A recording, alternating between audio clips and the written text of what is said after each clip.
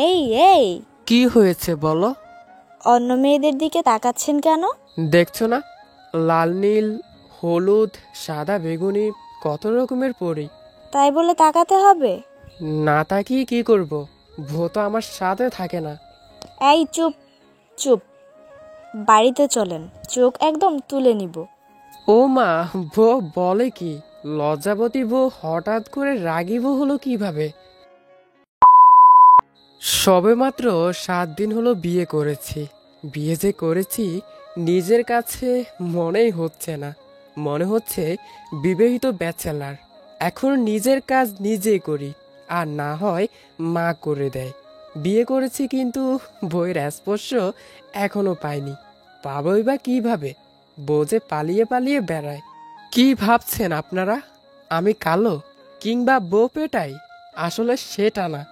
আমার বইয়ের অনেক লজ্জা। আহা, কথাটা শুনলেই আমারও কেমন জানি লজ্জা পায়। যে মেয়ে বিয়ের পরেও স্বামীর কাছে যেতে লজ্জা পায়, তাকে আর কি বলবো? অনেক কিছু তো শুনলেন, আর বলবো অফিস থেকে ঘুরে আসি। মা, ও মা, কোথায় গেলে তুমি? মা এখানে নেই, কোথায় গেছে? কাজে আছে, তাই আমাকে পাঠালো। কিছু দরকার কি? মাকে গিয়ে বলো আমার অফিসের ফাইলটা খুঁজে পাচ্ছি না। ফাইলটা ড্রয়ারে রাখা আছে। কে রেখেছে ওখানে? আমি রেখেছি। কথাটা বলে ঈশা দ্রুত পায়ে হেঁটে চলে গেল। ও, আপনাদের তো বলাই হয়নি, ঈশাই আমার বউ। যদিও বউ বলতে কেমন জানি লাগছে। আর আমি আদি, একটা বেসরকারি কোম্পানিতে চাকরি করি। সব কিছুই গুছিয়ে বের হলাম অফিসের দিকে। অফিস ঢুকতেই আমার কলিগ বলতে লাগলো, আরে আদি সাহেব, আপনি অফিসে যে? কেন, অফিসে আসা নিষেধ আছে নাকি আমার? না, সেটা বলিনি। আপনি তো বিয়ে করছেন। উফ, বিয়ে তো আপনিও করেছেন, তাতে সমস্যা কি? সমস্যাটা হলো আমি অনেক আগে বিয়ে করেছি, আর আপনি সবে মাত্র কিছুদিন হলো। তা সমস্যাটা কোথায়? সমস্যা হলো আপনার ছুটি তো 10 দিনের, আর আপনি 7 দিনের মাথায় অফিসে। বউয়ের সাথে কি ঝগড়া করে আসেন নাকি? এই সেরেছে রে, আমার নিজেরই তো মনে নেই 10 দিনের ছুটিতে ছিলাম। কিভাবে মনে থাকবে? বউয়ের সাথে একটু ভাব ভালোবাসা তৈরি হলে না হয় অফিসের কথা ভুলে যেতাম। কি লজ্জার বিষয়। কি গো আদি সাহেব, কি ভাবছেন? না না, তেমন কিছুই না, আসলে ভুলে গেছিলাম। আচ্ছা ঠিক আছে, আমি বাড়ি যাই। যাকগে, তেমন কেউ দেখেনি। না হলে যে কি হতো। অল্পতে বেঁচে গেছি, লজ্জাতে মরে যাই, মরে যাই। বইয়ের মতো লজ্জা যেন না আসে আবার। কি আর করার, শেষমেশ বাড়ি ফিরে এলাম। বাড়িতে এসে বা কি করব?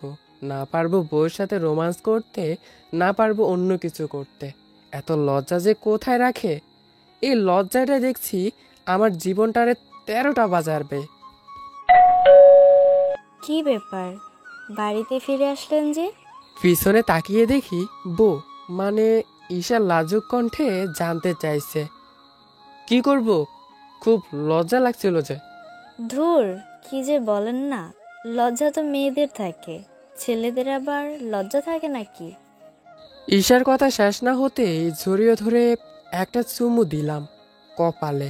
বউ তো একবার আমার দিকে তাকায়, আবার নিচের দিকে তাকায়। এই কি করলেন এসব? লজ্জা শরম নেই বুঝি? তুমি না এইমাত্র বললে ছেলেদের নাকি লজ্জা শরম নেই। ধুর, আপনি একটা অসভ্য। বউকে চুমু দেয়া যদি অসভ্য হয়, তাহলে কাল থেকে সভ্য কাজ করব। কি করবেন শুনি? বাইরের মেয়েদেরকে চুমু দিব। এই দেখেন, মোটেও এমন করবেন না। অন্য কোনো মেয়ের দিকে নজর দিবেন না, শুধু আমার দিকে নজর দিবেন। নজর দিয়ে কি করব যদি চুমুই না দিতে পারি? ঠিক আছে, প্রতিদিন একটা করে চুমু দিবেন, তবে একটাই কিন্তু।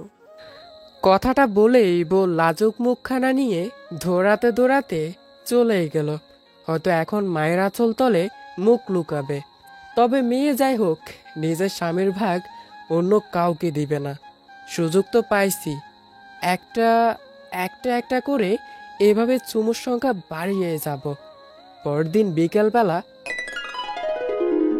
মা, আমি একটু বাইরে গেলাম।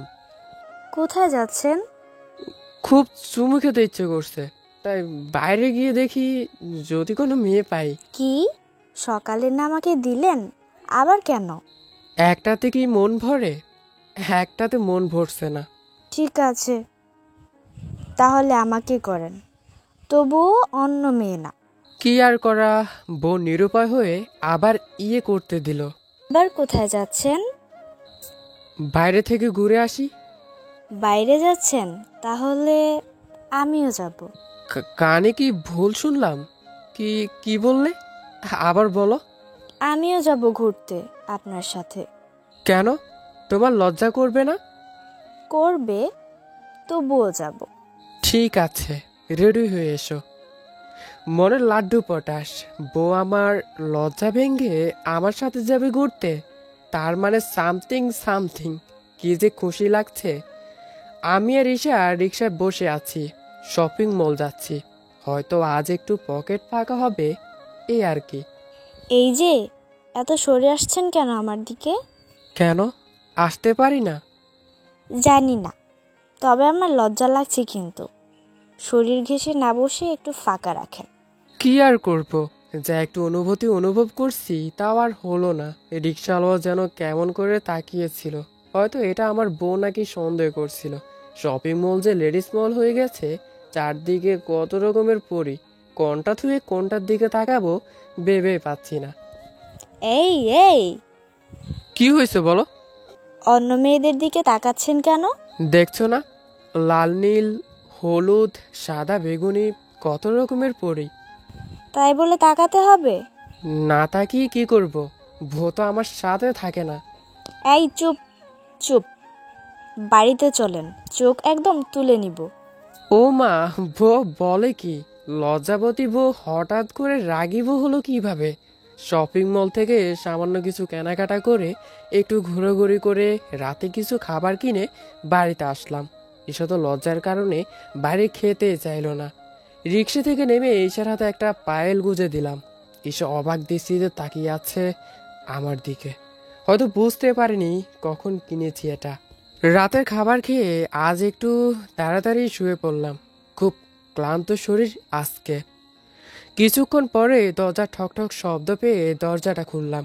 দরজা খুলে দেখি ঈশা দাঁড়িয়ে আছে। আমি অভদ্রের হাসি দিয়ে বললাম, আরে এত রাতে তুমি এখানে? ঈশার চোখে মুখে আনন্দ দেখতে পাচ্ছি। চোখে সামান্য ভয়, সামান্য আনন্দ। পিছনে হাতে পায়েলটা ধরে রেখেছে। রুমের দরজা বন্ধ করছি ঈশা। আমার চোখ আকাশে উঠল। যে মেয়ে আমার সামনে আসে না, সে মেয়ে আজকে আমি রুমে থাকতে দরজা বন্ধ করছে। বললাম, দরজা বন্ধ করছে কেন? ঈশা আমার সামনে এসে বলল, ফাইলটা পড়িয়ে দিন। আমি তাড়াতাড়ি বললাম, আমি ফাইল পড়াতে পারি না। সেই জন্যেই তো দরজা বন্ধ করলাম। মানে? ঈশা হাতে ফাইল ধরিয়ে দিয়ে বলল, নিজের হাতে পায়েল না পরালে আমি পায়েল পরব না। এরপরই ঈশা আলতো করে তার পা থেকে শাড়ি উপড়ে তুলল, আর আমি পায়েলটা পরিয়ে দিয়ে দাঁড়িয়ে থাকলাম। ঈশা আমাকে শক্ত করে জড়িয়ে ধরে আমার বুকে মুখ লুকালো। হয়তো লজ্জা পাচ্ছে। আর আমি চেঁচিয়ে বললাম, আমার কিন্তু খুব লজ্জা করছে। বাকিটি ইতিহাস। আজকের গল্পটি এ পর্যন্তই। অনেক অসুস্থ, তা আমার জন্য সবাই দোয়া করবেন। আর গল্পতে ভুল ত্রুটি, গল্পটি শুনতে যদি খারাপ লেগে থাকে তার জন্য দুঃখিত। তো আশা করি আমাদের সাথে থাকবেন। ধন্যবাদ সবাইকে। আল্লাহ হাফেজ।